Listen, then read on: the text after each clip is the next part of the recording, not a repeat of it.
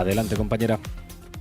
Empiezo con Estados Unidos, es importante. El lugar en el que se ha situado Estados Unidos en Latinoamérica en esos 28 años que pasaron desde la primera cumbre de las Américas que convocó en su momento Bill Clinton, se pone de manifiesto cuando miras dónde se ha posicionado en esa misma región China y en ese mismo periodo de tiempo. Solo voy a poner de ejemplo una cifra, la del intercambio comercial.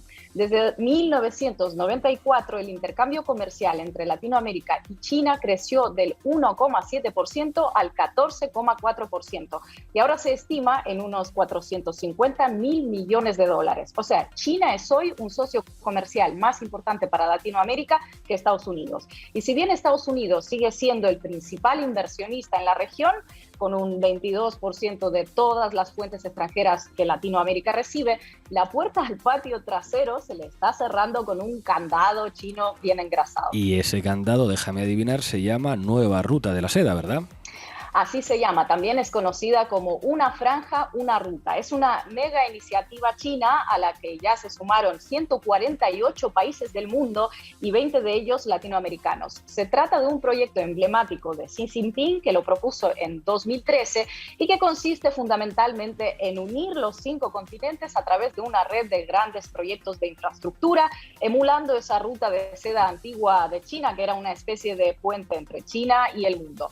En Latinoamérica, el primero en incorporarse fue Panamá, después Uruguay, Ecuador, Venezuela, Chile, Bolivia, Costa Rica, Cuba, Perú, Argentina, también recién durante las Olimpiadas de Invierno en Pekín. Pero cuéntanos, Sina, ¿cuáles son en general los principales proyectos de los inversores chinos en América Latina? Bueno, en Panamá se está analizando construir una línea de tren de alta velocidad, también un cuarto puente sobre el Canal de Panamá. En Ecuador, 2 puentes, 7 centrales hidroeléctricas. En Perú está el proyecto de ferrocarril interoceánico con Brasil y Bolivia. También se planea construir un puerto en Chancay, en el Pacífico, que sería el principal puerto latinoamericano manejado totalmente por los capitales chinos, y además sería un importante eje para el comercio en el Pacífico Sur. En Bolivia, Chile, Argentina, el denominado Triángulo del Litio, varias compañías chinas están involucradas en la extracción de litio, que es clave para las baterías. En Bolivia, por ejemplo, en los salares de Uyuni son 4 las compañías chinas que operan. Con Argentina se ha firmado en febrero un acuerdo de inversiones por 23.000 millones de dólares, y Argentina ha sido tradicionalmente uno de los principales socios de China en la región. Hace unos años se informó sobre la construcción de una base china para la exploración espacial en la Patagonia, un proyecto que en teoría se construyó para la observación astronómica y el seguimiento de satélites, pero que los medios argentinos han interpretado como si se tratase de prácticamente una invasión china. Por supuesto, porque el proyecto recibió luz verde en la época del kirchnerismo. En fin, fue muy cuestionado por su eventual uso militar, aunque voceros tanto chinos como argentinos aseguraron que se trataba de una cooperación con fines pacíficos. Bueno, siempre se ha dicho que España tenía derecho a ofrecer el territorio español a los Estados Unidos para tener bases militares. Se dice que Ucrania tiene todo el derecho a estar en la OTAN. No tiene derecho Argentina a decidir que en su país se instale una estación espacial china. No sé. Según Infobae, no tiene. Bueno, otra apuesta importante de China es en el campo digital. Básicamente se trata de ayudar a países en vías de desarrollo a cerrar su brecha digital. Es todo un programa de digitalización e inversiones en el sector tecnológico de América Latina. Cualquiera que vaya a Latinoamérica, a países tan dispares como México o Venezuela, enseguida les salta a la vista la fuerte presencia de Huawei. No sé si te has fijado alguna vez. Esta compañía china invirtió centenares de millones de dólares en telecomunicaciones en toda la región. Y así es como llegamos al tema de 5G y posiblemente del 6G. Esto es muy importante porque la gente piensa que el 5G o el 6G es un tema meramente tecnológico, pero se trata de un tema fundamentalmente político. Explica por qué, Ina.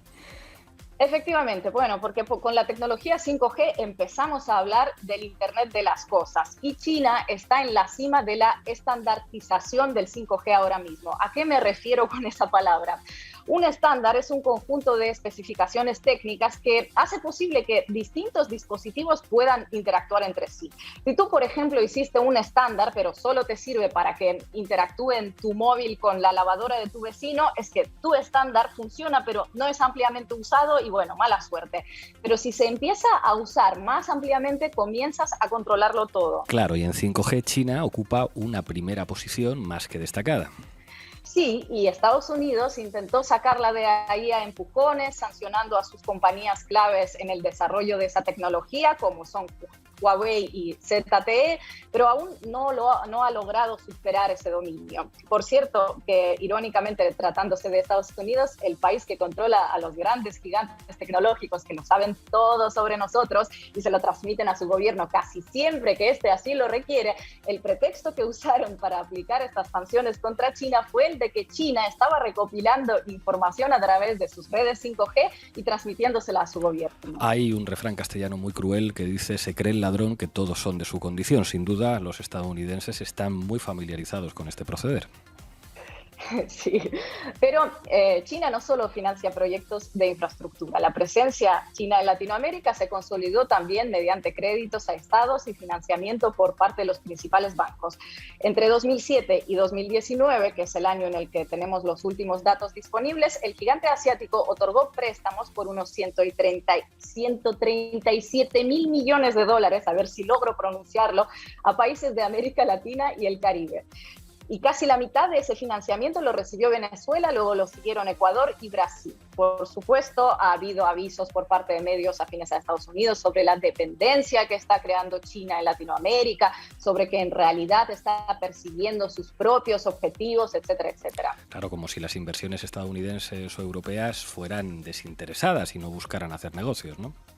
Hablando de inversiones desinteresadas, a finales de junio, en los Alpes, durante la cumbre del G7, Biden anunció el lanzamiento de una nueva asociación para la infraestructura global que supone una inversión de unos 600 mil millones de dólares que harían las economías de los países democráticos para cerrar la brecha de infraestructura con los países en desarrollo. Esta iniciativa viene como un intento de contrarrestar el despliegue de la nueva ruta de la seda de la que acabamos de hablar. Días después del anuncio de su lanzamiento, The Times of India informaba que no iba a apoyarla, así que comenzó bien, como vemos. En cualquier caso, esto es solo el inicio, así que veremos cómo evoluciona. Bueno, en definitiva, lo que ocurre es que China se está convirtiendo en una superpotencia comercial y económica con un peso enorme en América Latina. Claro, esto para muchos podría recordar al papel que tradicionalmente tuvo Estados Unidos en América Latina, ¿no? Pero hay una diferencia sustancial aquí. China no exige ningún tipo de afinidad política a cambio, y eso es importante. Al contrario de lo que sucedía durante la Guerra Fría, China como potencia meramente comercial no exige fidelidad política, y esto queda bien claro cuando vemos que igual le da invertir en Brasil que en Cuba, mientras haya una conveniencia económica. Parece lo más lógico, tratándose de acuerdos comerciales, pero todos sabemos que en el caso de Estados Unidos no ha sido así. Y al contrario de lo que ocurre con la relación con Estados Unidos, no recordamos que en la Asamblea Popular de China se haya decidido que el gobierno de uno u otro país suponía una amenaza y que mejor dedicar una partida presupuestaria a tumbarlo. Que le pregunten a Chile el ejemplo más ocurrido, pero ni mucho menos el único. Y ni mucho menos hablar de sanciones. El único tema sensible para China, de hecho, no se refiere a ningún asunto de los países donde quiere invertir, sino a un tema interno del propio gigante asiático. Déjame adivinar, el reconocimiento de Taiwán. Claro. Y resulta curioso que ante estas muestras del poder blando casi puramente comercial, muchos analistas adviertan sobre el peligro de hacerse muy dependiente de una potencia que lo único que exige son retornos satisfactorios a sus inversiones. Bueno, capitalismo puro y duro con cero intervencionismo político. Adam Smith decía que el mundo tenía que funcionar así, ¿no? Eso es. En fin, todo lo contrario de lo que suele imponer el adalid de la libertad en general y de la económica en particular, Estados Unidos, que al final no parece tan interesado en esa libertad como en el poder en sí, a juzgar por lo sucedido hasta ahora.